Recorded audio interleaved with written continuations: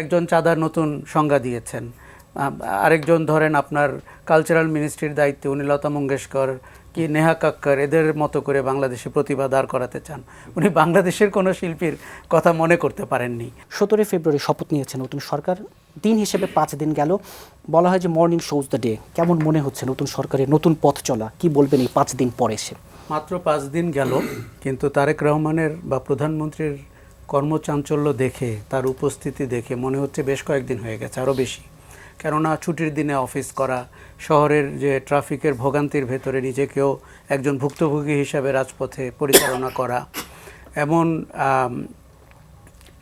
বিরোধী দল যারা পরাজিত হয়েছেন তাদের বাড়িতে বাড়িতে গিয়ে ফুল নিয়ে দেখা করা, সব কিছুর পরে মনে হচ্ছে যে আমরা যে গণতান্ত্রিক রূপান্তরটি আশা করছিলাম তার শুরুটি কিন্তু দারুণ হয়েছে।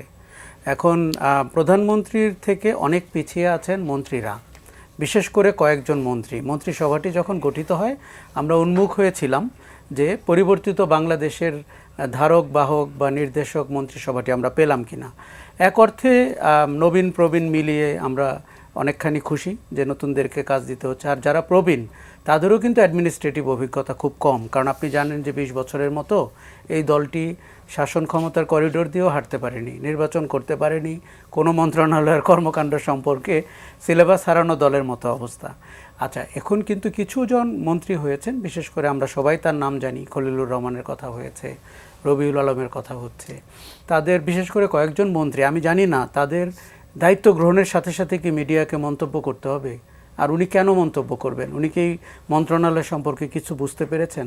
মন্ত্রণালয়ের চ্যালেঞ্জগুলো কি ধরতে পেরেছেন? এটি ধরতে তো একজন চৌকস মানুষেরও কয়েক সপ্তাহ লাগার কথা। কিন্তু আমাদের একটা অভ্যাস হয়েছে গণমাধ্যমের কাছে এসে মুখ খোলার।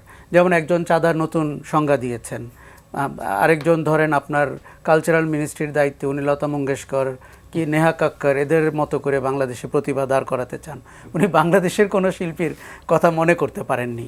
ফলে এই জিনিসগুলো হয় কি, আপনি জানেন যে অতীতে আল্লাহর মাল আল্লাহ নিয়ে গেছে, এই জাতীয় অনেক কিছু কিন্তু আমাদের মগজে ঢুকে যায় এবং পারসেপশন খুব পাওয়ারফুল।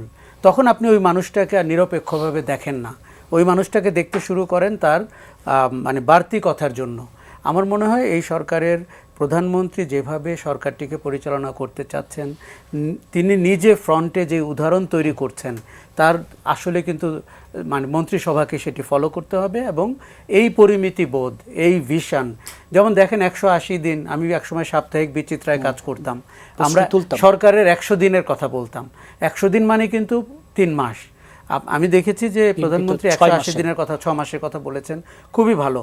তবে সংসদীয় ব্যবস্থায় আপনি যে কোনো সময় মন্ত্রিসভায় রদবদল করতে পারেন।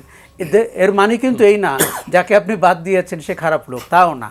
আপনার দরকার দক্ষ যোগ্য মানুষ যে আপনাকে সহযোগিতা করতে পারবে সরকারটিকে সময়ের সাথে যেটা প্রয়োজন। আপনি বলছিলেন সরকারের চ্যালেঞ্জ কি? এই সরকারের চ্যালেঞ্জের কোনো সীমা পরিসীমা, হাজারো চ্যালেঞ্জ। কেননা আমাদের স্কাই রকেটিং এক্সপেকটেশন।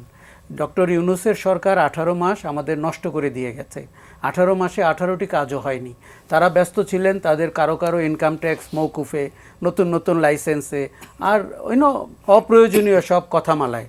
কিন্তু আমরা হাসিনার মতো একটা ফ্যাসিস্টের বিদায়ের পরে রাষ্ট্রের যে সংস্কারটি 18 মাসে হতে পারত, সেটি হলে কিন্তু নির্বাচিত সরকারের উপরে চাপ অনেক কম হতো। এখন তাদেরকে আবার প্রথম থেকে শুরু করতে হচ্ছে, আপনি খেয়াল করে দেখেন। আর অর্থনীতির অবস্থা আমি বলবো যে যেভাবে আওয়ামী লীগের বাটপারি, ব্যাংক লুট ইত্যাদি ঘটেছে, এই সরকারকে দারুণ দক্ষতার সাথে অর্থনীতি পরিচালনা করতে হবে।